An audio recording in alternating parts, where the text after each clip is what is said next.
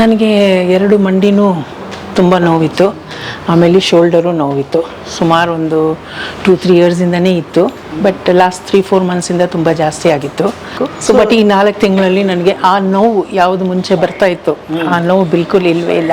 ಒಂದು ಕೂತ್ಕೊಳ್ಳೋಕೆ ಕಷ್ಟ ಆಗ್ತಾಯಿತ್ತು, ಹೇಳೋಕ್ಕೆ ಕಷ್ಟ ಆಗ್ತಾಯಿತ್ತು. ಸೊ ತುಂಬ ಒದ್ದಾಡ್ತಾ ಇದ್ದೆ. ಸೊ ಈಗ ಸದ್ಯಕ್ಕೆ ಆ ನೋವೇ ಮರ್ತ್ಬಿಟ್ಟಿದ್ದೀನಿ ನಾನು, ಆ ಥರ ಆಗಿದೆ. ನಿಮ್ಮ ಮುಖದಲ್ಲಿ ಮಾತಲ್ಲಿ ಅದು ಕಾಣಿಸ್ತಿದೆ. ಫ್ರಾಕ್ಚರ್ ಆಗಿರುತ್ತೆ. ಫ್ರಾಕ್ಚರ್ ಆದ್ರೆ ನಾವು 3 ತಿಂಗಳು ಒಂದು ಕಟ್ ಹಾಕ್ಸ್ಕೊಂತೀವಿ. ಕಟ್ ತೆಗ್ದಿದ್ಮೇಲೆ ಕೈ ಹೇಗಿರುತ್ತೆ, ತುಂಬಾ ವೀಕ್ ಆಗ್ಬಿಡುತ್ತೆ, ಹೌದಾ? ಸೊ ನಾವು ಮತ್ತೆ ಅದು ನಾರ್ಮಲ್ ಸ್ಟ್ರೆಂತ್ ಬರೋದಕ್ಕೆ ಒಂದು 2-3 ತಿಂಗಳು ನಾವು ಎಕ್ಸರ್ಸೈಸ್ ಮಾಡಬೇಕು. ಸೊ ಯಾವ ಬಾಡಿ ಪಾರ್ಟ್ ಮೂವ್ ಮಾಡಿಲ್ಲ ಅಂದ್ರೆ ಅದು ವೀಕ್ ಆಗ್ತಾ ಬರುತ್ತೆ. ನಾವು ಮೂವ್ ಮಾಡ್ತಾ ಇರಬೇಕು. ಸೊ ಸೆಡೆಂಟ್ರಿ ಲೈಫ್ ಸ್ಟೈಲ್ ಅಲ್ಲಿ ಆಗೋದೇ ಅದು. ಬರ್ರಿ ಬೀಗ್ರ, ಊಟ ಮಾಡೋಣ. ಬಾಳ್ ಮಂದಾಗ್ಲಿ ತಗೋರಿ. ನಿಮ್ಮ ಬಾಯಾರಿಕೆಯಿಂದ ಹಂಗ ಆಗ್ಲೇವಾ? ನಮಸ್ತೆ ಗೆಳೆಯರೇ, ಬದುಕಿನ ಬುತ್ತಿಗೆ ತಮಗೆ ಎಂದಿನಂತೆ ಆಧಾರದ ಸ್ವಾಗತ. ವಯಸ್ಸಿದ್ದಾಗ ನಾವು ಏನೇನು ಮಾಡ್ತೀವಿ ಎಲ್ಲ ಗೊತ್ತೇ ಆಗಲ್ಲ. ಒಂದು ಸ್ವಲ್ಪ ವಯಸ್ಸಾಗ್ತಾ ಬಂದಾಗ ಎಲ್ಲೆಲ್ಲ ನೋವುಗಳು ಶುರು ಆಗಿಬಿಡುತ್ತೆ. ಅದರಲ್ಲಿ ಜಾಯಿಂಟ್ ಪೇನ್ಗಳಂತೂ ಸಿಕ್ಕಾಪಟ್ಟಿ ಶುರುವಾಗುತ್ತೆ. ಅದ್ರ ಮೊದಲು ಶುರುವಾಗೋದು ಮಂಡಿ ನೋವಿಂದ ನೋಡ್ರಿ. ಒಂದು 45-50 ಆಯಿತು ಅಂದರೆ ಮಂಡಿ ನೋವು ಮೊದಲು ಶುರುವಾಗುತ್ತೆ. ಆಮೇಲೆ ಎಲ್ಲೆಲ್ಲಿ ಜಾಯಿಂಟ್ ಪೇನ್ಗಳು, ಇಲ್ಲಿದೆ ಜಾಯಿಂಟ್ ಪೇನ್ ಇದೆ, ಇಲ್ಲಿದೆ, ಬೆರಳುಗಳಲ್ಲಿದೆ, ಎಲ್ಲ ಕಡೆ ಜಾಯಿಂಟ್ ಇದ್ದಾವಪ್ಪ. ಅಷ್ಟು ನೋವುಗಳು ಒಂದೊಂದೇ ಶುರುವಾಗುತ್ತೆ. ಆವಾಗ ಹಾಸ್ಪಿಟ್ಲಿಗೆ ಹೋಗ್ತೀವಿ. ಮೊದಲು ಮಾಡೋ ಕೆಲಸ ಏನಂದರೆ ಪಕ್ಕದ ಹೋಗೋದೆ ನಾವು ಮೆಡಿಕಲ್ ಶಾಪ್ನವನ ಹತ್ರ ಕೇಳ್ತೀವಿ, ಯಾವ್ದಾರ ಒಂದು ಕೊಡಪ್ಪ ಅಂತ ಒಂದೇನೋ ಸ್ಪ್ರೇ ಕೊಡ್ತಾನೆ, ಹೊಡ್ಕೊತೀವಿ. ಒಂದು ದಿವಸ ಆರಾಮಾಗುತ್ತೆ, ಆರಾಮಾಯ್ತು ಅಂತ ಕೈ ಬಿಡ್ತೀವಿ. ಮತ್ತು 3 ದಿವಸ ಆದಮೇಲೆ ಮತ್ತೆ ಶುರುವಾಗುತ್ತೆ. ಇನ್ಯಾವುದೋ ಟ್ರೀಟ್ಮೆಂಟ್ ತೊಗೊತೀವಿ, ಹಾಸ್ಪಿಟ್ಲಿಗೆ ಹೋಗ್ತೀವಿ. ಅಲ್ಲಿ ಎಲ್ಲವೂ ಚೆಕ್ ಆದಮೇಲೆ ಕೊನೆಗೆ ಡಾಕ್ಟರ್ ಹೇಳ್ತಾರೆ ಆಪ್ರೇಷನ್ ಮಾಡಿಸ್ಬೇಕಂತ. ಆಪ್ರೇಷನ್ ಅಂದ ತಕ್ಷಣ ನಮಗಂತೂ ಇಷ್ಟು ಭಯ ಬರ್ತೀವಿ, ಅಪ್ಪ ಅದ್ರ ಸಹವಾಸನೇ ಬೇಡ ಅಂತೀವಿ. ಯಾಕಂದರೆ ಲಕ್ಷಗಟ್ಟಲೆ ಖರ್ಚು ಆಗುತ್ತೆ ಮತ್ತು ನೋವಾಗುತ್ತೆ ಅನ್ನೋ ಉದ್ದೇಶಕ್ಕೆ. ಬಟ್ ಇಲ್ಲೊಂದು ಕತೆ ಇದೆ, ತೊಗೊಂಡು ಬಂದಿದ್ದೀನಿ, ಕೇಳಿ ಭಾಳ ಖುಷಿ ಆಗ್ತೀರಿ ನೀವು. ಇಲ್ಲಿ ನಿಮಗೆ ಯಾವುದೇ ಜಾಯಿಂಟ್ ಪೇನ್ ಬರಲಿ, ಆಪ್ರೇಷನ್ ಇಲ್ಲವೇ ಇಲ್ಲ, ಹಾಗೆ ವಾಸಿ ಮಾಡ್ತಾರೆ. ನಾನು ಅದನ್ನು ಕೇಳಿ ಇಲ್ಲಿ ಬಂದಿದ್ದೀನಿ. ಕೇಳಿದರೆ ಇದು ಎಂಥ ಟ್ರೀಟ್ಮೆಂಟ್ ಅಂತ ನನಗೂ ಸೋಜಿಗೆ ಆಯಿತು. ಬನ್ನಿ ಅದನ್ನು ತಿಳಿಸ್ಕೊಡೋದಕ್ಕೆ ನಾನೀಗ ಸದ್ಯಕ್ಕೆ ಬೆಂಗಳೂರಿನ ಬನಶಂಕರಿ ಎಲ್ಲಿದ್ದೀನಿ.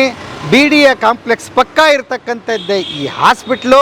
ಅದರ ಹೆಸರು ಬಂದು ನನ್ನ ಹಿಂದೆ ಕಾಣ್ತಾ ಇದೆ, Epione pain management and regenerative centre ಅಂಥೇಳಿ.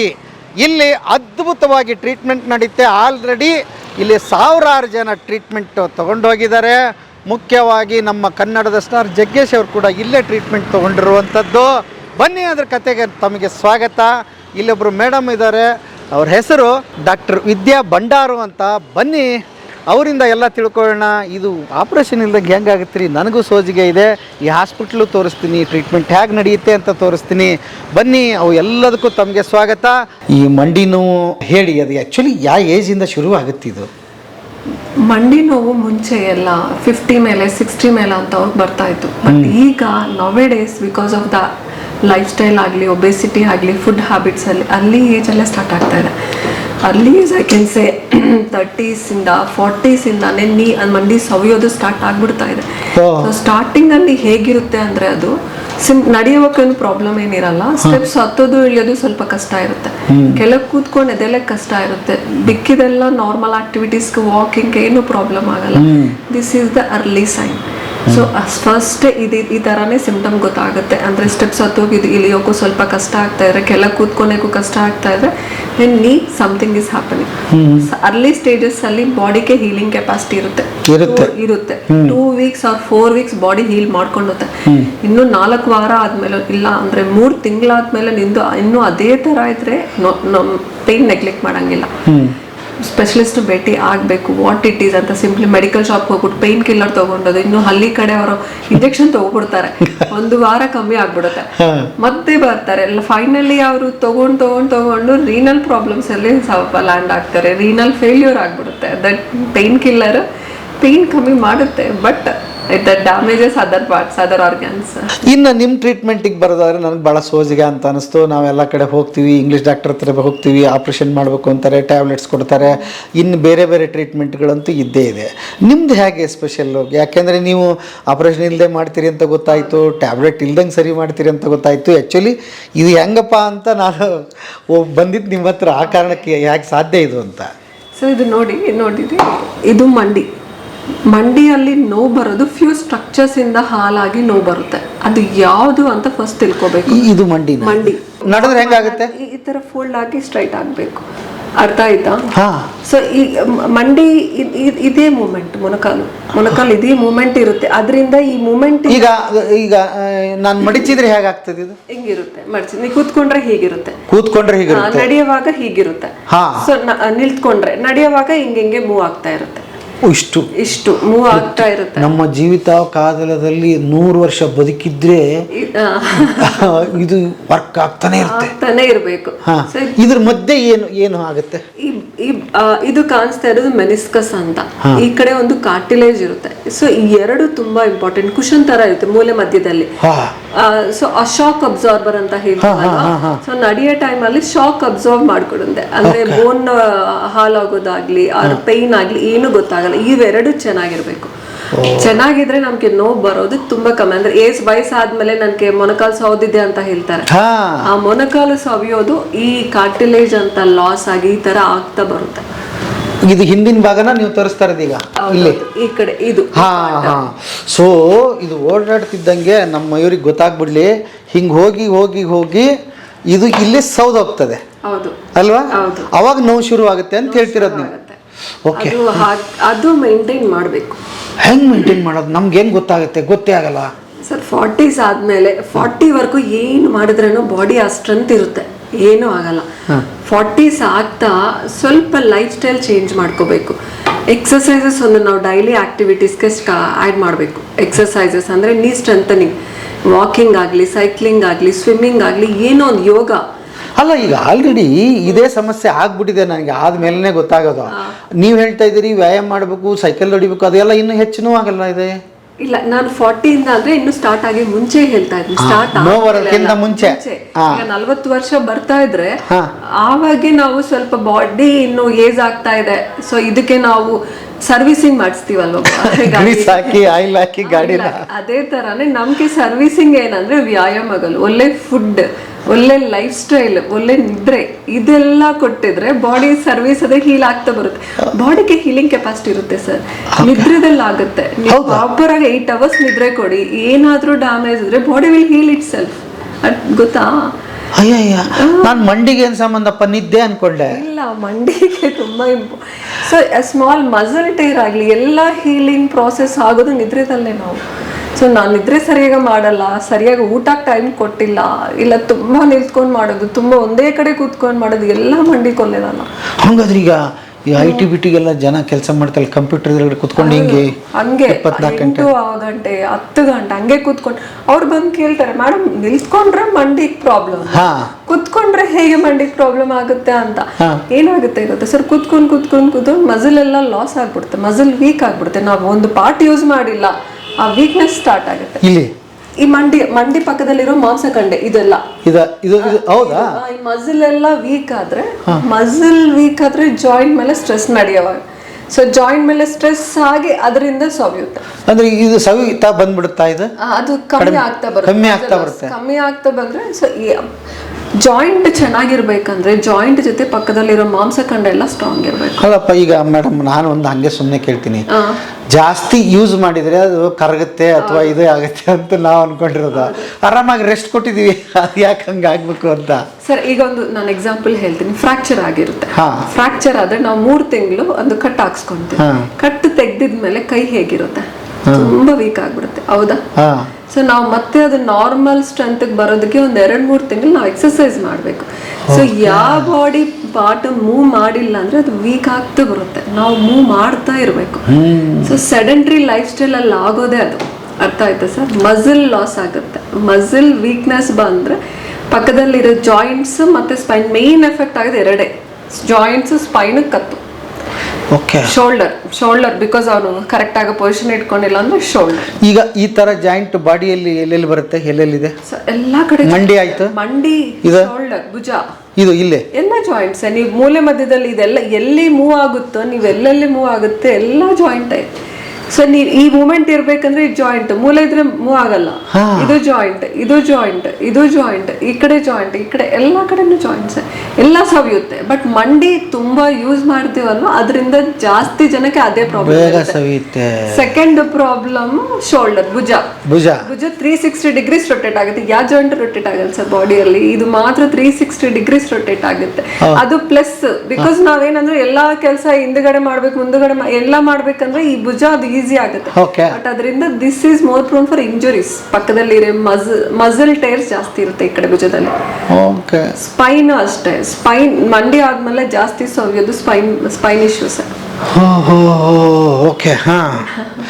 ಮಂಡಿ ಜಾಯಿಂಟ್ಗಳದ್ದು ಇಷ್ಟು ಕೆಲಸ ಇದೆ ಇದರಲ್ಲಿ, ಅಂದ್ರೆ ನಾವು ಆರೋಗ್ಯವಾಗಿದ್ದೀವಿ ಅಂತ ಲೆಕ್ಕ. ಹೌದು. ನೀವ್ ಹೇಳ್ತಾ ಇರೋದು 40 ವರ್ಷ ಆದ್ಮೇಲೆ ಒಂದೊಂದೇ ಶುರು ಆಗ್ತದೆ. ಮೇನ್ಲಿ ಫಸ್ಟ್ ನೀ ಸ್ಟಾರ್ಟ್ ಆಗುತ್ತೆ, ಮತ್ತೆ ಸ್ಪೈನ್, ಕತ್ತು, ಭುಜ ಹಿಂಗೆ ಇರುತ್ತೆ ಅದು. ಓಕೆ. ಇದರಲ್ಲಿ ಬ್ಲಡ್ ಹಿಂಗ್ ಸರ್ಕ್ಯುಲೇಷನ್ ಆಗ್ತಾ ಇರುತ್ತೆ ಇದಕ್ಕೆ? ಬ್ಲಡ್ ಸರ್ಕ್ಯುಲೇಷನ್ ಫುಲ್ ಇರಲ್ಲ ಸರ್. ಈ ಕಾರ್ಟಿಲೇಜ್ ಆಗ್ಲಿ ಮೆನಿಸ್ಕಸ್ ಆಗ್ಲಿ ಇದಕ್ಕೆ ಬ್ಲಡ್ ಸರ್ಕ್ಯುಲೇಷನ್ ತುಂಬಾ ಕಮ್ಮಿ ಇರುತ್ತೆ. ಅದರಿಂದ ನ್ಯಾಚುರಲ್ ಆಗಿ ಬಾಡಿಗೆ ಹೀಲಿಂಗ್ ಕೆಪಾಸಿಟಿ ಇರಲ್ಲ. ಅರ್ಥ ಆಯ್ತಾ? ಸೊ ನಾವು ನಾರ್ಮಲ್ ಆಗಿ ಮಸಲ್ ಟೈರ್ ಆಗಿ ಸ್ಕಿನ್ ಕಟ್ ಆದ್ರೆ ಹೀಲ್ ಆಗ್ಬಿಡುತ್ತೆ, ಏನು ಮಾಡೋದೇನು ಬೇಕಾಗಿಲ್ಲ. ಬಟ್ ಮಂಡಿಯಲ್ಲಿ ಏನಾದ್ರೂ ಡ್ಯಾಮೇಜ್ ಆದ್ರೆ ವಾಸಿ ಆಗೋದು ಕಮ್ಮಿ. ಸ್ವಲ್ಪ ಇದ್ರೆ ಬಾಡಿಗೆ ಹೀಲ್ ಮಾಡುತ್ತೆ, ಬಟ್ ಜಾಸ್ತಿ ಇದ್ರೆ ಬಾಡಿ ಕಾಂಟ್ ಹೀಲ್ ಬಿಕಾಸ್ ಅಲ್ಲಿಗೆ ಬ್ಲಡ್ ಫ್ಲೋನೇ ಸರಿಯಾಗಿರಲ್ಲ. ಓಕೆ.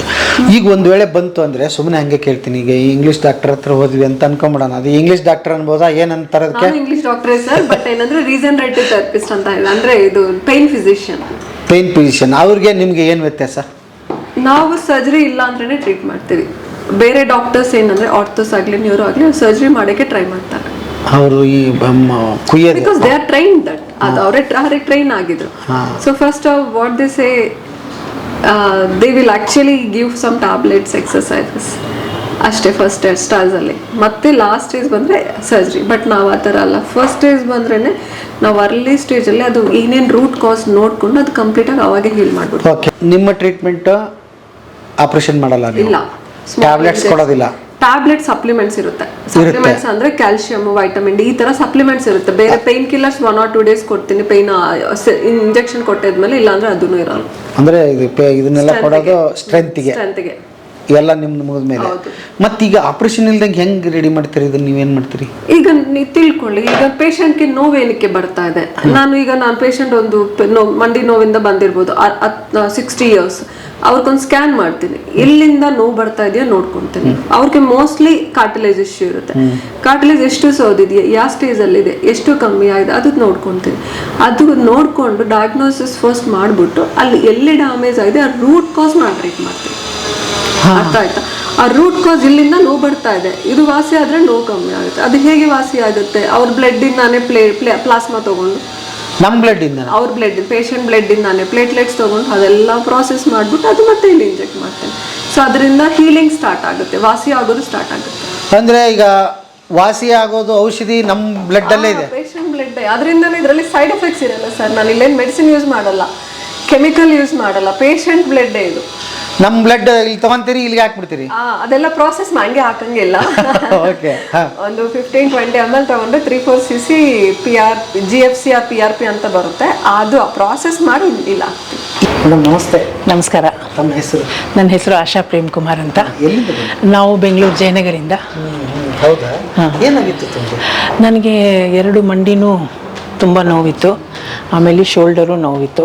ಸುಮಾರು ಒಂದು 2-3 yearsಯಿಂದನೇ ಇತ್ತು, ಬಟ್ ಲಾಸ್ಟ್ 3-4 monthsಯಿಂದ ತುಂಬ ಜಾಸ್ತಿ ಆಗಿತ್ತು. ಸೊ ನಾವು EP ಒಂದು ನ್ಯೂಸ್ ಪೇಪರಲ್ಲಿ ನೋಡಿದ್ವಿ.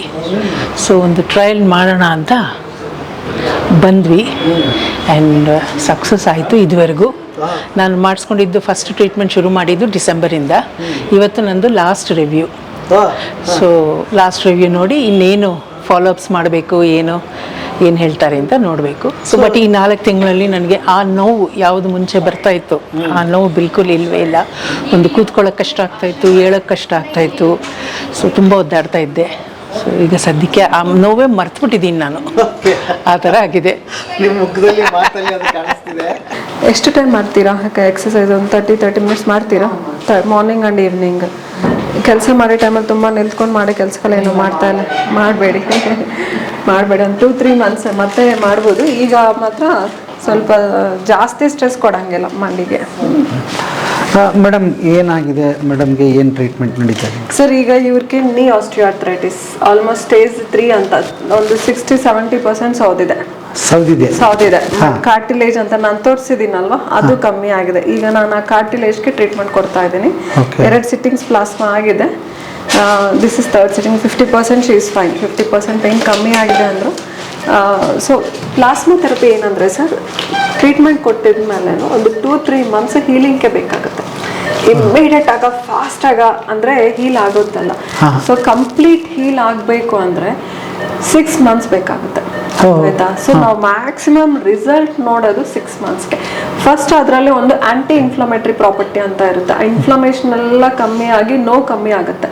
ಬಟ್ ಕಂಪ್ಲೀಟ್ ರಿಸಲ್ಟ್ ನೋಡೋದಕ್ಕೆ 6 ಮಂತ್ಸ್ ಬೇಕಾಗುತ್ತೆ. ಬಟ್ ಅಲ್ಲಿವರೆಗೆ ನೋವು ಕಮ್ಮಿ ಆಗುತ್ತೆ ಸರ್. ನೋವು ಕಮ್ಮಿ ಆಗ್ತಾ ಬರುತ್ತೆ. ನೋವು ಮ್ಯಾಕ್ಸಿಮಮ್ ಕಮ್ಮಿ ಆಗೋದಕ್ಕೆ 6 ಮಂತ್ಸ್. ನಾವು 100% ಅಂತ ಹೇಳಿ ಅಟ್ಲೀಸ್ಟ್ 80-90% ಕಮ್ಮಿ ಆಗುತ್ತೆ. ಈಗ ಇವರಿಗೆ ನಡೆಯೋದಕ್ಕೆ ತೊಂದರೆ ಆಗ್ತಿತ್ತ? ನಡೆಯೋದಕ್ಕೆ, ನಿಲ್ತ್ಕೊಳ್ಳೋದಕ್ಕೆ, ಅವ್ರ ಕೆಲಸ ಕೂತ್ಕೊಂಡು ಎದ್ದೇಳೋದಕ್ಕೆ ಎಲ್ಲ. So she was struggling actually. ಕದಂಡಿ ಅಲ್ವಾ, ಕೂತ್ಕೊಂಡು ಎದ್ದೇಳೋದಕ್ಕೂ ಕಷ್ಟ ಆಗ್ತಾ ಇತ್ತಲ್ವಾ? ಒಂದು 5 ನಿಮಿಷ ಕಷ್ಟ, ನಡೆಯೋದು. ಓಕೆ. ಎಷ್ಟಮ್ಮ ವಯಸ್ಸು ನಿಮ್ಗೀಗ? 69. 69 ವರ್ಷ. ಯಾವಾಗಿಂದ ಶುರು ಆಯಿತು ಮಂಡೆ ನೋವು ನಿಮಗೆ? ಒಂದು 15 ವರ್ಷದ ಮೇಲೆ. 15 ವರ್ಷ ಆಯಿತು. ಮೊದಲು ಯಾರ ಹತ್ರ ತೋರಿಸಿದ್ರಿ ಅಮ್ಮ? ಹಿಂಗೆ ತೋರಿಸ್ತಾ ಇದ್ದೆ, ಎಕ್ಸಸೈಸು ಅದೆಲ್ಲ ಮಾಡ್ಕೊಂಡು ಮೇಂಟೈನ್ ಮಾಡ್ಕೊಳ್ತಾ ಇದ್ದೆ. ಅಂದರೆ ನಡೆಯೋದಕ್ಕೆ ಕಷ್ಟ ಆಗ್ತಿತ್ತು ನಿಮಗೆ? ನಡೆಯೋದು ಅದೇ ರೋಡಲ್ಲಿ ಸ್ವಲ್ಪ ಬ್ಯಾಲೆನ್ಸ್ ಸಿಗಲ್ಲ. ಎತ್ತು ದಿಣ್ಣೆ ಅದೆಲ್ಲ ಇರುತ್ತಲ್ಲ, ಅಲ್ಲಿ ನಡಿಬೇಕಾದ್ರೆ ಕಷ್ಟ ಆಗುತ್ತೆ. ಆ ಥರ ಆಗ್ತಾಯಿತ್ತು. ಈಗ ಒಂದ್ಸಲ ತೋರಿಸಿದ್ರಿ, ಇದು 2ನೇ ಸಲ ಬಂದಿದ್ದ ನೀವು? ಇದು 3ನೇ ಸಲ. ವಾಸಿ ಆಗಿದೆಯಮ್ಮ? ಪರವಾಗಿಲ್ಲ. ಅರ್ಧದವರೆಗೂ ಪರವಾಗಿಲ್ಲ, ಆದರೆ ಇನ್ನೂ ಸ್ವಲ್ಪ ಇದೆ. ರೋಡಲ್ಲಿ ನಡೆಯೋದಕ್ಕೆ ಸ್ವಲ್ಪ ಇನ್ನೂ ಇದೆ. ಹಾಗಾದ್ರೆ ಮೇಡಮ್ನವ್ರು ಚೆನ್ನಾಗಿ ನೋಡಿದ್ದಾರೆ? ನೋಡಿದ್ದಾರೆ. ಅನಲೋಕಲ್ ಅನಸ್ತೇಷಿಯಾ ಅಂದ್ರೆ, ಈಗ ನಾನು ಮಂಡಿ ಹತ್ರ ಇಲ್ಲಿ ಇಂಜೆಕ್ಷನ್ ಕೊಡಬೇಕು, ಅಲ್ಲಿ ನಾನು ಜಾಯಿಂಟ್ ಎಂಟರ್ ಆಗೋದಕ್ಕೆ ಪೇನ್ ಆಗುತ್ತೆ. ಫಸ್ಟ್ ಲೋಕಲ್ ಮತ್ತೆ ಇಂಜೆಕ್ಷನ್ ಎಲ್ಲಿ ಕೊಡಬೇಕು ಅಲ್ಲಿ ಫಸ್ಟ್ ಲೋಕಲ್ ಅನಸ್ತೇಷಿಯಾ ಕೊಡ್ತೇನೆ, ಮತ್ತೆ ಪ್ರೊಸೀಜರ್ ಮಾಡ್ತೇನೆ. ಸೊ ಅವ್ರಿಗೆ ಅದರಿಂದ ಸ್ಮಾಲ್ ಒಂದು ಬಾಡೀಸ್ ಆ್ಯಂಟ್ ಇರುವೆ ಚುಚ್ಚಿದಂಗೆ ಆಗುತ್ತೆ ಅಷ್ಟೇ ನೋವು, ಜಾಸ್ತಿ ಏನಿರಲ್ಲ. మీకు మన ప్రాబ్లం వచ్చింది ఇది లెఫ్ట్ కదండి, రైటా? లెఫ్ట్. రైట్ ఏమి ఇబ్బంది లేదు కదా?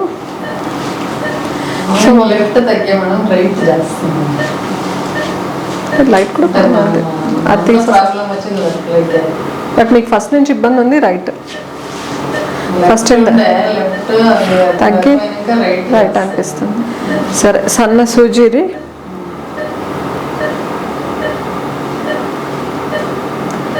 ಸೊ ಫಸ್ಟ್ ಕರೆಕ್ಟಾಗಿ ಕಾರ್ಟಿಲೇಜ್ ಎಲ್ಲಿದೆಯಾ ಅದು ನೋಡ್ಕೊಂತೀವಿ ಸರ್. ಎಲ್ಲಿ ಕೊಡಬೇಕು ನೋಡಿಕೊಂಡು ಫಸ್ಟ್ ಲೋಕಲ್ ಅನಸ್ತೇಷಿಯಾ ಕೊಡ್ತೀನಿ.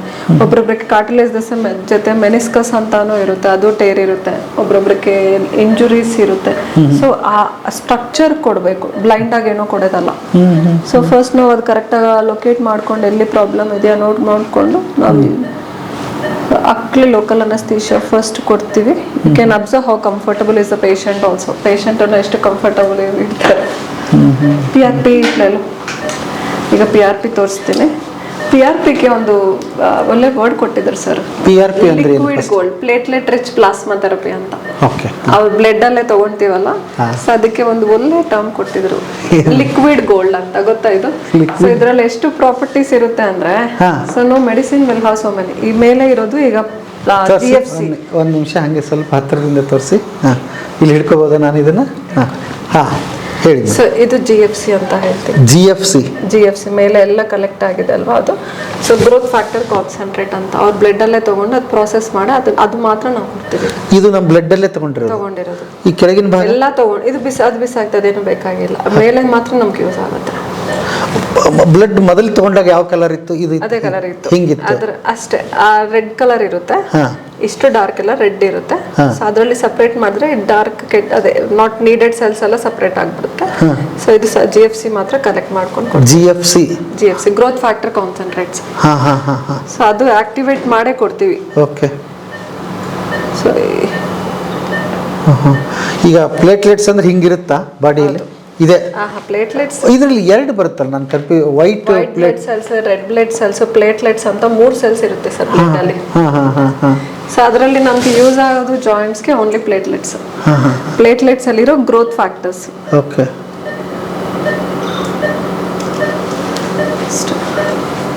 This does magic. ಓಕೆ. ಎಷ್ಟಿರ್ಬೇಕು ಮೇಡಮ್ ನಾರ್ಮಲ್ ಮನುಷ್ಯನಿಗೆ ಪ್ಲೇಟ್ಲೆಟ್ಸ್? ಸೊ 1.5 to 4.5 ವರೆಗೂ ಇರುತ್ತೆ ಸರ್ ಕಾಮನ್ ಆಗಿ. ಅದು ಆ ಹೋಲಿಕೆ ಇದ್ರೆ ನಾರ್ಮಲ್ ಆಗಿ. ಓಕೆ. 4.5 ವರೆಗೂ. ಸೊ ಈಗ ನಾನು ಲೋಕಲ್ ಅನಸ್ತೇಶಿಯಾ ಅಲ್ಲಿ ಕೊಟ್ಟಿದ್ನೋ ಅಲ್ಲಿ ಕರೆಕ್ಟಾಗಿ. Okay.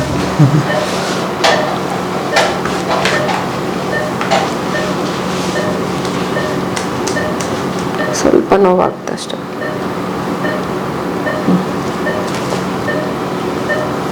So this will inject.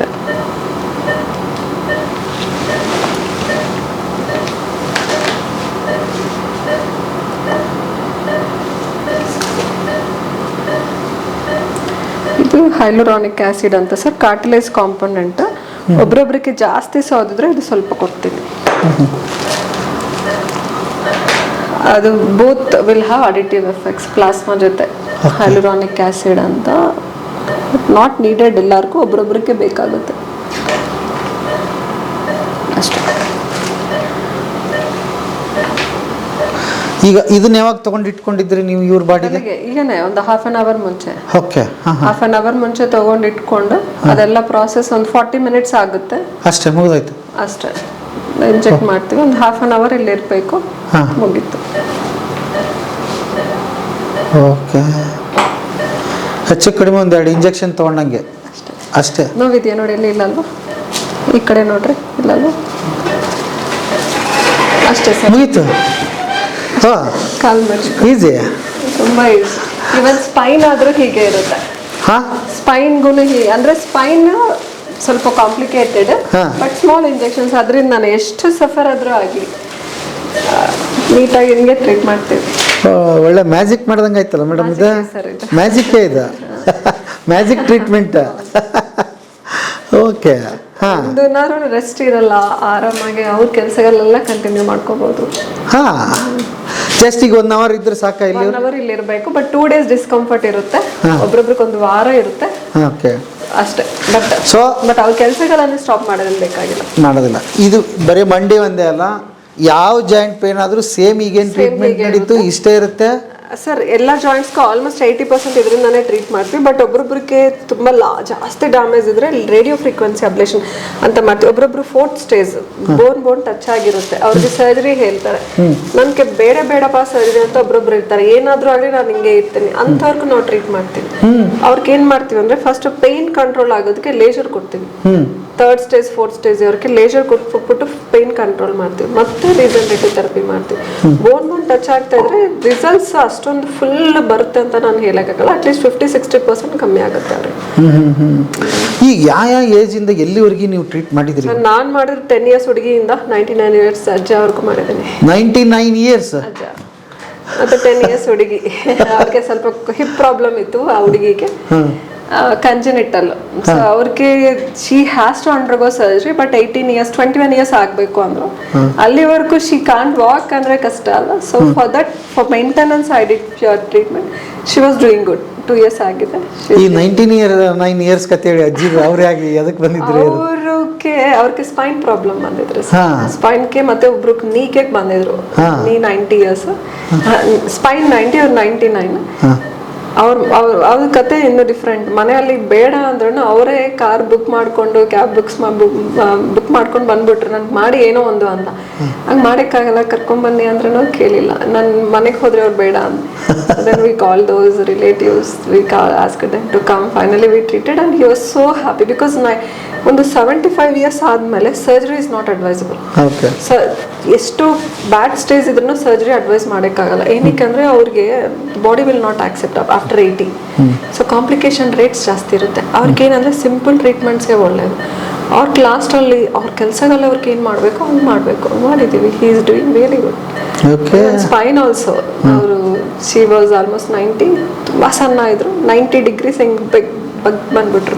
Straight ಆಗಕ್ಕೂ ಆಗ್ತಾ ಇರಲಿಲ್ಲ. Almost 80% she is fine.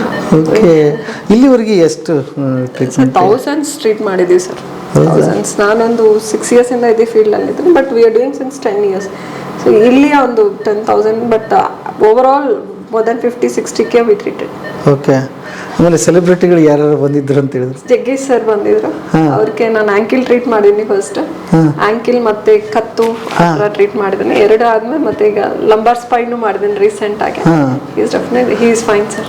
Okay, super. ಹಾಂ, ಆಮೇಲೆ ತುಂಬ ಜನ ಇದನ್ನು ಕೇಳಿದ್ಮೇಲೆ ಅನಿಸುತ್ತೆ ಮೋಸ್ಟ್ಲಿ ನಿಮ್ಮ ಹತ್ರ ಅವಾಗ ಬರೋರು ಜಾಸ್ತಿ ಅನ್ಕೋತೀನಿ. ಆಪ್ರೇಷನ್ ಅಂತ ಯಾವಾಗ ಬಂದಾಗ ನಿಮ್ಮ ಹತ್ರ ಬರ್ತಾರೆ ಮೋಸ್ಟ್ಲಿ. ಎಲ್ಲ ಟ್ರೈ ಮಾಡ್ತಾರೆ, ಆಯುರ್ವೇದಿಕ್, ಲೋಕಲ್ ಡಾಕ್ಟರ್ಸ್, ಆರ್ಥೋಸ್ ಎಲ್ಲ ಟ್ರೈ ಮಾಡ್ಬಿಟ್ಟು ಆಪರೇಷನ್ ಹೋಗಿ ಮುಂಚೆ ನನ್ನ ಹತ್ರ ಬರ್ತಾರೆ. ಅಲ್ಲಿವರೆಗೂ ವೇಟ್ ಮಾಡ್ಬೇಡಿ, ಸ್ಟಾರ್ಟಿಂಗ್ ಅಲ್ಲೇ ಬಂದ್ರೆ ನೀಟಾಗಿ ಆರಾಮಾಗಿ ವಾಸಿ ಮಾಡ್ತಾರೆ. ಖರ್ಚು ಕಡಿಮೆ ಆಗ್ತದೆ. ಖರ್ಚು ಕಮ್ಮಿ ಆಗುತ್ತೆ, ಒಂದೇ ಸಿಟ್ಟಿಂಗ್ ಅಲ್ಲೇ ವಾಸಿ ಆಗುತ್ತೆ. ಈಗ ನಾನು ಲೇಸರ್ ಕೊಡಬೇಕು, ಮತ್ತೆ ಇದು PRP ಕೊಡಬೇಕು, 4-5 ಸಿಟ್ಟಿಂಗ್ಸ್, ಕಾಸ್ಟ್ ಜಾಸ್ತಿ ಆಗುತ್ತೆ. ಸ್ಟಾರ್ಟಿಂಗ್ ಅಲ್ಲಿ ಬಂದ್ರೆ 1 ಸಿಟ್ಟಿಂಗ್ ಸಾಕಲ್ವ sir? Okay, so very less cost ಅಲ್ಲೇ ಆಗ್ಬಿಡುತ್ತೆ. ಸೊ ಜಾಸ್ತಿ ಜನ ಮೇನ್ಲಿ ಇಂಡಿಯನ್ಸ್ ಏನ್ ಮಾಡ್ತಾರೆ ಅಂದ್ರೆ ಲಾಸ್ಟ್ ವರ್ಗೂ ವೆಯ್ಟ್ ಮಾಡ್ಬಿಟ್ಟು ಎಲ್ಲ ಜಾಸ್ತಿ ಆದ್ಮೇಲೆ ಬರ್ತಾರೆ. ಈಗ ತುಂಬಾ ಜನ ವಯಸ್ಸಾದ್ಮೇಲೆ ಮೋಸ್ಟ್ಲಿ ಬಾತ್ರೂಮ್ ಅಲ್ಲಿ ಜಾರಿ ಬೀಳೋರು ಇರ್ತಾರೆ. ಅಲ್ಲಿ ಪ್ರಿಕಾಷನ್ಸ್ ನಾವೇನು ಮಾಡಿರಲ್ಲ, ಹಿಡ್ಕೊಳ್ಳೋಕ್ಕೆ ಅದು ಒಂದು ಜಾಸ್ತಿ ಬರುತ್ತೆ ಅಂತ ನಾನು ಅನ್ಕೊಂಡಿದ್ದೀನಿ. ಆಮೇಲೆ ಸಿಂಟಮ್ಸ್ ಏನು ಕಾಣಿಸುತ್ತೆ ಆ್ಯಕ್ಚುಲಿ? ನೋವು ಬರೋ ಹಂಗೇನಾದರೂ ಇದೆಯಾ? ಸೊ ಪೇಯ್ನೇ ಎಲ್ಲಾದ್ರೂ ಮಂಡಿ ಆಗಲಿ, ಬೆನ್ನಾಗಲಿ, ಶೋಲ್ಡರ್ ಆಗಲಿ, ಪೇಯ್ನ್ ಒಂದು 3 ತಿಂಗಳಿಂದ ಜಾಸ್ತಿ ಇದ್ರೆ ಬಾಡಿನ ಒಂದು ಸೈನ್ ಕೊಡ್ತಾ ಇದೆ, ಅದು ನಾರ್ಮಲ್ ಅಲ್ಲ, ತೋರಿಸ್ಕೊಳ್ಳಿ ಅಂತ ಅಲ್ವಾ? ಸೊ ಅದು ಸಾಕು. ಪೇಯ್ನ್ ಇರುತ್ತೆ, ಅವ್ರ ಮೊಮೆಂಟ್ ರಿಸ್ಟ್ರಿಕ್ಟ್ ಆಗ್ಬಿಡುತ್ತೆ. ಒಬ್ಬೊಬ್ರು ಏನ್ ಮಾಡ್ತಾರೆ, ಮಂಡಿ ನೋವು ಜಾಸ್ತಿ ಆಗ್ತಾ ಇದೆ, ನಾನು ಆಚೆ ಬರಲ್ಲ, ಸೋಷಿಯಲ್ ಗ್ಯಾದರಿಂಗ್ಸ್ ಬರಲ್ಲ, ನಾನು ಮೀಟ್ ಆಗಲ್ಲ, ನನಗೆ ಬೇಜಾರಾಗುತ್ತೆ, ನಾನು ಕೇಳ್ತಾರೆ ಅಂತ. ಏನಕ್ಕೆ ಬಂದ್ಬಿಟ್ಟು ಏನಿದೆ ಅಂತ ತೋರಿಸ್ಕೊಂಡು ನೀಟಾಗಿ ಟ್ರೀಟ್ ಮಾಡಿಕೊಂಡು ಸೋಷಿಯಲ್ ಲೈಫ್, ಪರ್ಸನಲ್ ಲೈಫ್ ಎಲ್ಲ ಚೆನ್ನಾಗಿರುತ್ತೆ ಅಲ್ಲ. ಓಕೆ, ಈಗ ಕೆಲವೊಬ್ರು ಬೇರೆ ಬೇರೆ ಆಲ್ರೆಡಿ ಟ್ರೀಟ್ಮೆಂಟ್ ತಗೋತಿರ್ತಾರೆ, ಅಲೋಪತಿ ಆಗಿರ್ಬೋದು, ಇನ್ನೊಂದಾಗಿರ್ಬೋದು. ಆ ಥರದ್ದು ಏನು ತೊಂದರೆ ಏನಿಲ್ಲ, ಯಾರು ಬೇಕಾದರೂ ಬರ್ಬೋದಾ? ಹೇಗೆ? ಹಾಂ, ಅದಕ್ಕೇನು ಸಂಬಂಧ ಇಲ್ಲ. ಯೂಶಲಿ ನಾನು I stop all that tablets everything, because ನಾನು I prefer less painkillers ಇದೆಲ್ಲ. ಸೊನ್ನೆ ಸಪ್ಲಿಮೆಂಟ್ಸ್ ಇರುತ್ತೆ, ಬಟ್ ಎಲ್ಲರೂ ತಗೋಬೋದು, ಎಲ್ಲ ಕಂಡೀಷನ್ ತಗೋಬೋದು, ಎಲ್ಲ ಏಜು ತಗೋಬೋದು, with very safe and effective. Safe and ಅಲ್ಲ, ವೆರಿ ಎಫೆಕ್ಟಿವ್. ಓಕೆ, ಈಗ ಇಲ್ಲಿ ನಾನು ಟೈಮಿಂಗ್ ಕೇಳ್ತಾ ಇದ್ದೆ, ಈಗ ಇಲ್ಲಿಂದ ಎಲ್ಲಿವರೆಗೆ ಇದು ಟೈಮಿಂಗ್ ಮೇಡಮ್? 9 to 5 ಇರ್ತೀನಿ ಸರ್, ಅಷ್ಟೇ. 5. ಬಟ್ ಒಬ್ರು ಪೇಷಂಟ್ಸ್ ಅಡ್ಮಿಟ್ ಆದ್ರೆ ಒಂದಿನ ಇರ್ತಾರೆ ಇಲ್ಲ, ಒಬ್ರೊಬ್ರಿಗೆ ಮಾತ್ರ. ಓಕೆ, ಅಷ್ಟೇ. But morning 9 to 5 or 6. ಅಲ್ಲ, ಈಗ ನೋಡ್ತಕ್ಕಂಥವ್ರು ಬೇರೆ ಊರಿಂದ ಬರ್ಬೋದು, ಅವರಿಗೆ ಅವ್ರ ಅನುಕೂಲಕ್ಕೆ ಕೇಳ್ತಾ ಇದ್ದೀನಿ. ಇಲ್ಲಿ ಬಂದರೆ ಇರೋದಕ್ಕೆ ಏನಾದರೂ ವ್ಯವಸ್ಥೆ ಇದೆಯಾ, ಅಥವಾ ಆ ಥರದ್ದು ಏನಾದರೂ ಆಗುತ್ತಾ, ಅಥವಾ ತೋರಿಸ್ಕೊಂಡು ಹೋಗ್ಬಿಡ್ಬೋದು? ಹೋಗ್ಬೋದು ಸರ್ ಅವರು. ಎಲ್ಲರೂ ಬೇಕಾಗಿಲ್ಲ, almost they can treat on that same day and ಅವತ್ತೇ ಟ್ರಾವೆಲ್ ಮಾಡ್ಬೋದು. ವೆಯ್ಟ್ ಇಲ್ಲಿ ಇರೋದು ಬೇಕಾಗಿಲ್ಲ, ಆರಾಮೇ ಆಗ್ಬಿಡುತ್ತೆ ಅಂತೀರಿ, ಇರೋ ಅವಶ್ಯಕತೆ ಬರೋದಿಲ್ಲ? ಅವಶ್ಯಕತೆನೇ ಇರಲ್ಲ. ಓಕೆ, ಹಾಂ ಹಾಂ, ಓನ್ಲಿ ಇನ್ ಫ್ಯೂ ಕೇಸಸ್ ಅಷ್ಟೇ, ಇಲ್ಲೇ ಇರ್ಬೋದು ಅಷ್ಟೇ. ಓಕೆ, ಮೊದಲೇ ರಿಜಿಸ್ಟ್ರೇಷನ್ ಮಾಡ್ಕೊಂಡು ಬರೋದಾ ಅವ್ರಿಗೆ? ಏನು ಫೋನ್ ಬುಕ್, ಅಪಾಯಿಂಟ್ಮೆಂಟ್ ಬುಕ್ ಮಾಡ್ಕೊಂಡು ಬರೋದು ಒಳ್ಳೆ ಸರ್. ಇಂಥ ದಿವಸ ನೀವು ಮುಂಚೆ ನೀವು ಅದನ್ನು ಟೈಮಿಂಗ್ ಕೊಡ್ತೀರಿ, ಆಮೇಲೆ ಇಲ್ಲಿ ಬಂದು ಟ್ರೀಟ್ಮೆಂಟ್ ನಡೀತಾ ಇರ್ತಿದೆ. ಓಕೆ, ಹಾಂ ಹಾಂ ಹಾಂ. ಇನ್ಯಾರನ್ನ ಮಾತಾಡ್ಸ್ಬೋದು ನಾನು ಈ ಥರದ್ದು ಇವ್ರನ್ನ? ಅಮ್ಮ ಆರಾಮಾಗಾದ್ರಿ? ಹಾಂ, ಓಕೆ. ಹಾಂ, ಏನು ನೋವೇ ಆಗಲಿಲ್ವಾ ನಿಮಗೆ? ಇಲ್ಲ, ಗೊತ್ತೇ ಆಗಿಲ್ಲ ಅಲ್ಲ? ಗೊತ್ತಾಗುತ್ತೆ, ಬಟ್ ನೋವೇನಾಗಲಿ. ಸುಮ್ಮನೆ ಒಂಚೂರು ಇರುವೆ ಕಡ್ದಂಗೆ. ಸೇಫ್ಟಿ ಪಿನ್ ಅದೇನಾದರೂ ಹಾಕ್ಕೋಬೇಕಾದ್ರೆ ಒಂಚೂರು ಚುಚ್ಚುತ್ತಲ್ಲ, ಆ ಥರ ಅನ್ಸುತ್ತೆ ಅಷ್ಟೇ. ಓಕೆ, ನೋಡಿ, ಯಾವಾಗಲೂ ಬಂದ ಮೇಲೇ ಗೊತ್ತಾಗತ್ತೆ ನಮಗೆ, ಮೊದಲು ಗೊತ್ತೇ ಆಗಲ್ಲ ಅಲ್ವಾ? ನಿಜ. ನಾನು 4-5 ವರ್ಷದಿಂದ ಬರಬೇಕು ಅಂತಂದು ಆಗಲಿಲ್ಲ ನನಗೆ. ಓಕೆ, ಫಿಮೇಲ್ಸ್ ಎಲ್ಲ ಕೆಲಸಗಳಿಗೆ ಪ್ರಿಫರೆನ್ಸ್ ಕೊಡ್ತಾರೆ ಸರ್, ಸೆಲ್ಫಿಗೆ ಮಾತ್ರ ಕೊಡಲ್ಲ, ಗೊತ್ತಾ? ಆ ಹಸ್ಬೆಂಡ್, ಮಕ್ಕಳು, ಮನೆ ಎಲ್ಲ ಲಾಸ್ಟ್, ಅವ್ರ ಇಂಪಾರ್ಟೆನ್ಸ್ ಅವ್ರದ್ದು ಲಾಸ್ಟ್ ಇರುತ್ತೆ. ಅದು ತಪ್ಪು, ಅದು ತಪ್ಪು. ಒಳ್ಳೆ ಮಾತು ಹೇಳಿದ್ರಿ. ಎಲ್ಲಾರನ್ನ ನೋಡ್ಕೊಳ್ಳೋರ್ಗಡೆ ತಮ್ಮನ್ ತಾವೇ ಮರ್ತು ಬಿಟ್ಟಿರ್ತಾರೆ. But back bone to the family ಇವ್ರು ಸ್ಟ್ರಾಂಗ್ ಇದ್ರೆ ಎಲ್ಲರೂ ಚೆನ್ನಾಗಿರ್ತಾರೆ, ಅದು ಯೋಚನೆ ಮಾಡಲ್ಲ. ಸೊ ಫಸ್ಟ್ ಹೆಲ್ತ್ ಇಂಪಾರ್ಟೆನ್ಸ್ ಕೊಡಬೇಕು. ಈವನ್ ಊಟ ಆಗ್ಲಿ ಎಲ್ಲಾರು ಬಿಟ್ಟಿದ್ಮೇಲೆ ಇವ್ರು ತಗೊಂತಾರ, ಲಾಸ್ಟ್ ಅಲ್ಲಿ ತಗೊಂತೀನಿ ಅಂತ ಹಂಗಿರ್ಬಾರ್ದು. ಸೆಲ್ಫ್ ಕೇರ್ ಅಂತ ಹೇಳ್ತೀನಿ ನಾನು, ಸೆಲ್ಫಿಶ್ ಅಲ್ಲ, ಸೆಲ್ಫ್ ಕೇರ್ ಇರ್ಬೇಕು ಅಂತ. ನಮ್ಮನ್ನ ನಾವು ನೋಡ್ಕೊಂಡ್ರೆ ಬೇರೆಯವ್ರನ್ನ ಚೆನ್ನಾಗಿ ನೋಡ್ಕೋಬಹುದು. ಇವ್ರಿಗೆ ರಿಟೈರ್ಮೆಂಟ್ ಇರಲ್ಲ, ಕೆಲ್ಸ ಏಜ್ ಆಗ್ತಾ ಇನ್ನೂ ಜಾಸ್ತಿ ಆಗುತ್ತೆ. ಮೊಮ್ಮಕ್ಳು ಬರ್ತಾರೆ, they kids will come for delivery, ಮಕ್ಳು ಡೆಲಿವರಿಗೆ ಬರ್ತಾರೆ, ಸೊಸೆ ಬರ್ತಾರೆ, ಎಲ್ಲಾನು ನೋಡ್ಬೇಕು. ಪಾಪ ದೀಸ್ ಪೀಪಲ್ ವಿಲ್ ಅಂದ್ರೆ ಲೇಡೀಸ್ ನೆಗ್ಲೆಕ್ಟ್ ಮಾಡ್ತಾರೆ ಅವ್ರನ್ನವ್ರೆ, ಅದು ಮಾಡಬಾರ್ದು. ಅಮ್ಮಂದು ಹಂಗೆ ಆಗಿದೆ ಹೆಚ್ಚು ಕಡಿಮೆ ಅಲ್ವಾ ಅಮ್ಮ? ಏನಿಲ್ಲ, ಎಲ್ಲ ಜವಾಬ್ದಾರಿಗಳು ಅಂದ್ರೆ ಅದ್ರಲ್ಲಿ ಖುಷಿ ಇರ್ತದೆ. ಹೌದು ಸರ್, ಅದ್ರಲ್ಲೇ ಖುಷಿ ಇರುತ್ತೆ. ಮಕ್ಕಳಾಯ್ತು, ಮೊಮ್ಮಕ್ಕಳು ಬಂದ್ರು, ಅವ್ರ ಆರೈಕೆ, ಇವ್ರ ಆರೈಕೆ, ಗಂಡನ ಆರೈಕೆ, ಮಕ್ಕಳ ಆರೈಕೆ, ಎಲ್ಲಾನು ಇರುತ್ತೆ.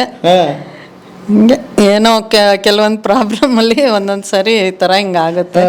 ಆಮೇಲೆ ತುಂಬಾ ಜನ ಏನು ಅಂದ್ರೆ ಎಷ್ಟೋ ಪೇನಲ್ಲಿ ಗಂಡಂಗೆ ಹೇಳೋದೇ ಇಲ್ಲ, ಮಕ್ಳಿಗೆ ಎಲ್ಲಿ ದುಡ್ಡು ಖರ್ಚಾಗ್ಬಿಡುತ್ತೋ, ಇವ್ರಿಗೆಲ್ಲಿ ನೋವು ಆಗ್ಬಿಡ್ತದೋ ಅಂತ.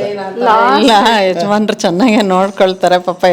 ಎಷ್ಟು ಡಾಕ್ಟರ್ ಹತ್ರ ಕರ್ಕೊಂಡೋಗಿ ತೋರಿಸಿದ್ರು, ಅವರು ಕೂಡ ಫಾರ್ಮಸಿಸ್ಟೇ. ಹಾಗಾಗಿ ತೋರಿಸಿದ್ದಾರೆ ಪಾಪ. ಇಂಥದಕ್ಕೆ ಮಾಡಿಲ್ಲ ಅಂತ ಏನೂ ಇಲ್ಲ, ಎಲ್ಲ ಹತ್ರನೂ ಕರ್ಕೊಂಡೋಗಿ ಎಲ್ಲ ಮಾಡಿದ್ದಾರೆ. ಇನ್ಮೇಲೆ ಈ ಥರ ಅದೇ ಅಲ್ವಾ ಮೇಡಮ್ ಹತ್ರ ಬಂದ್ಬಿಟ್ರಲ್ಲ, ಲಾಸ್ಟ್ ಸ್ಟೇಜ್ ಇದು. ಮೇಡಮ್ ನೀವು ಹೇಳಿ, ಈಗ ತುಂಬ ಪೇನಲ್ಲಿ ಬಂದಿರ್ತಾರೆ, ವಾಪಸ್ ಅವ್ರು ಆರಾಮಾಗಿ ನಡ್ಕೊಂಡು ಹೋಗುವಾಗ ನಿಮ್ಗೇನು ಅನಿಸುತ್ತೆ? ತುಂಬ ಖುಷಿ ಆಗುತ್ತೆ ಸರ್.